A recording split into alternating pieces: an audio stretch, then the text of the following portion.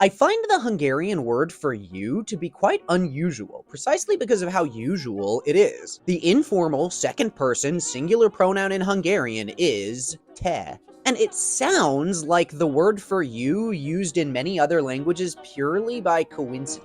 I said informal because Hungarian has several ways of addressing people, including two formal versions for you, maga and ön. But the most common word for you is te, and what's weird about it is that it's so similar to many European languages' second-person pronouns. All across the continent, you'll see ti, tu, tai, tia, and most of them are from the same root word because most of these languages are Indo-European, part of the same family. Hungarian, however, is not. Totally unrelated to the surrounding languages, though after Hungarian's western migration into Europe, the language did change significantly. Latin was introduced as the religious and administrative language of the Kingdom of Hungary for much longer than in other countries, used as a common language in this diverse country. I thought that te might have been adopted from tu in Latin post-settlement. After all, it wouldn't be the only massive shift the language would experience after migration.